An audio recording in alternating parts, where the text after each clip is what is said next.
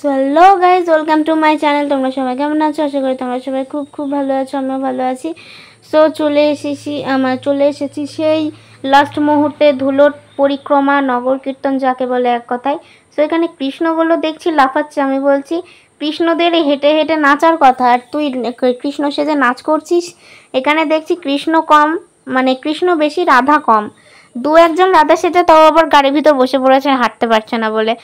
আর পুরো নগর পরিক্রমা কীর্তনটা তোমরা দেখতে থাকো, আশা করি ভীষণ ভালো লাগবে। ভীষণ মজা হয়েছে, ভীষণ আনন্দ হয়েছে, অনেক নাচ হয়েছে, সব কিছুই হয়েছে। নেচে নেচে পা ব্যথা হয়ে গেছে, আর নাচার মুড ছিল না, তবুও আমরা নাচ করেছি। নাচ করেই গেছি, থামার আর কোনো প্ল্যানই হচ্ছে না যে আমি নাচ থামাবো। মানে গানও হচ্ছে, নাচও হচ্ছে। এখানে সব দেখো কৃষ্ণগুলোর মজা দেখো, সব কীরকম করে নাচতে নাচতে যাচ্ছে। আর ওখানে হচ্ছে আমার বান্ধবী ললিতা, সায়নী, ও কিন্তু নাচতে নাচতে যাচ্ছিল, কিন্তু ওকে আবির দিয়ে দেওয়ার পর ও আর আমাদের ধারে কাছেও ঘেঁষেনি, আবার আবির দিয়ে চুবিয়ে দেবো বলে। এই যে সবাই কিন্তু যাচ্ছে, আমরা কিন্তু অনেকজন বেরিয়েছিলাম, আর সবাই প্রায়, মানে আমি এমনি কথার কথা বলছি যে 100%-এর মধ্যে প্রায় 85% লোকই নাচ করেছে। এই যে মানসী পিসেও কিন্তু এখানে নাচ করছিল। এই যে হলুদ রঙের শাড়ি পরে, যেটা হলুদ রঙের শাড়ি ব্লাউজ, এটা হলো মানসী পিসিও কিন্তু নাচ করেছে আমাদের সাথে। আমার মাকে তো কিছু বলারই নেই, আমার মাকে বলা লাগে না যে নাচ করো, আমার মা গান পেলে নেচে দেয়। তাই বলে বিয়ে বাড়ি হোক বা কোনো অনুষ্ঠান বাড়ি হোক, সেখানে কিন্তু নাচ করবে না। আমার মা একমাত্র কীর্তনেই নাচ করে। ওই কীর্তন, হরিনাম, এইগুলোতেই নাচ করে মা। এই যে দেখতে পাচ্ছ, অন্য কোনো কিছুতে কিন্তু নাচ করবে না। এই পাড়ার সবাই কিন্তু আগে নাচই করতো না, আমার মায়ের পাল্লায় পড়ে সব এখন নাচা ধরে গেছে অলরেডি। এই যে আমাদের কিন্তু এবার ভুলবশত বক্সের প্রবলেম ছিল, তার জন্য বক্সটা নেওয়া হয়নি, তাই মুখে গেয়ে গাইতে হয়েছে। গান অনেকটা শোনা যাচ্ছিল না, কিন্তু অন্যান্য বার বক্স নেওয়া হয়, মানে মাইকটা নেওয়া হয়, তার জন্য গানটা শোনা যায়, কিন্তু এবার আর গানটা ঠিকমতো শোনা যায়নি। এখানে আমি, প্রিয়া, বরুণদা, আমার এখানে কাকা হয়, এই যে সৌমিক কাকা, সবাই একসাথে নাচ করতে করতে যাচ্ছিলাম। আসলে আমরা ছেলেদের দলে, তোমরা হয়তো ভাবে ছেলেদের মধ্যে কী করছে, আসলে পাড়ার তো আমরা সবাই ভিডিও রিলস করছিলাম, তো তার জন্য একসাথে যাচ্ছিলাম।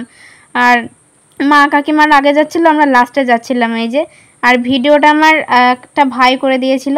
এখানে আমার বাবার মজা দেখো, বাবা ঠাকমাকে কোলে নিয়ে নাচ করছে। আমি দেখে তো জাস্ট অবাক, মানে আয়ান তো অবাক বলে না, আমি সেই রকম স্তম্ভিত হয়ে গেছিলাম। এই যে আমি সবার ফটো তুলে দিচ্ছিলাম, তো তোমরা দেখতে থাকো, আমি আর কোনো কথা বললাম না। গানটা একটু শোনার দরকার, তোমরা শুনে নাও, ভালো লাগবে। আবার পরে দেখা করছি। সো বন্ধুরা, এতক্ষণ রাস্তায় নেচে নেচে, সারা রাত নেচে নেচে কিন্তু আমাদের হয়নি। আমরা মন্দিরে এসে আবার কিন্তু বক্স চালিয়ে দিয়ে নাচ করতে লেগে গেছি। বক্সের সাউন্ড তোমাদের আমি দিতে পারছি না, সরি, কারণ কপিরাইট পড়ে যাবে বক্সের সাউন্ড দিলে পারে, তো কিছু মনে করো না। দেখো আমরা এত নাচতে পারি যে আমাদের কেউ থামাতেই পারছিল না। আর এই যে দেখো একদম লাস্ট মুহূর্তে এখানে মৎসব দেওয়া শুরু হয়ে গেছে, মানে ঠাকুরের ভোগ আরতি শেষ, ভজন আরতি শেষ। এবার সব শেষে এখানে খিচুড়ি না, এখানে ভাত হয়েছিল, পনির হয়েছিল, পাঁচ তরকারি হয়েছিল, চাটনি হয়েছিল, অ্যান্ড মিষ্টি হয়েছিল, দই হয়েছিল, আর দই মিষ্টি হয়েছিল, অ্যান্ড লাস্টে চাটনি হয়েছিল, আর ডাল হয়েছিল। এইগুলোই হয়েছিল। খিচুড়ি কিন্তু করা হয়নি, গরমে খিচুড়ি কেউ খেতে পারবে না বলে, মানে অনেকেই তো খিচুড়ি পছন্দ করে না, আবার অনেকের খিচুড়ি পছন্দ করে, আবার কেউ ভাত পছন্দ করে, তো সেইটা ভেবে ভাতই করা হয়েছে, কারণ গরমে খিচুড়ি না করাটাই বেটার, কারণ যা গরম পড়ছে আজকাল, খিচুড়ি খেয়ে আবার শরীর খারাপ করতে পারে।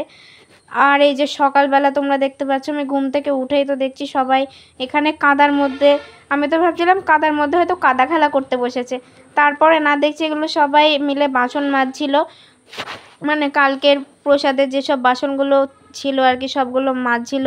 এই যে মেজো ঠাকমা ঝাড় দিচ্ছিল, ওখানে মেজদি দাঁড়িয়েছিল, মানে যে এটা ছোটো কাকার মা আর কি। এখানে নতুন বউ, মানে ওটা ঠাকমা হয়, আমি এমনি আর কি মেরে নতুন বউ বলি। ওখানেও একটা মেজো ঠাকমা, এখানে আমার মা, সবাই কিন্তু কাজ কাম করছিল। আমি ভাগ্যিস সকালবেলা ওখানে যাইনি, নাহলে আমাকেও ঢুকিয়ে দিত।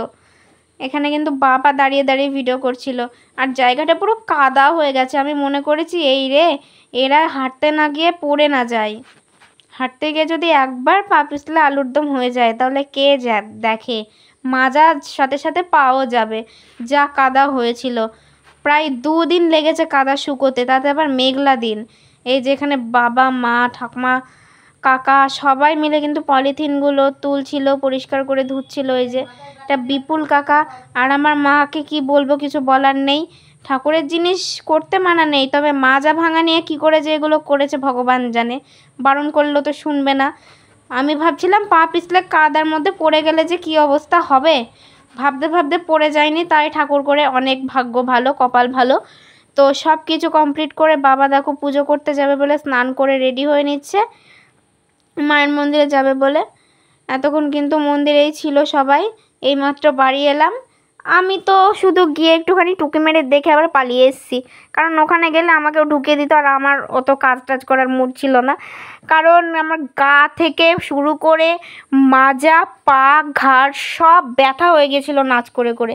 তার জন্য আমি উঠে কি দাঁড়াতে, মানে উঠতে বসতে আমার লাগছিল, মানে পায়ে প্রচণ্ড লাগছিল বসতে গিয়ে। আমার তো অবস্থা পুরো টাইট হয়ে গিয়েছিল, কিছু বলার নেই। তার জন্য আমি আর যাইওনি, ওর মধ্যে কাজকামও করিনি।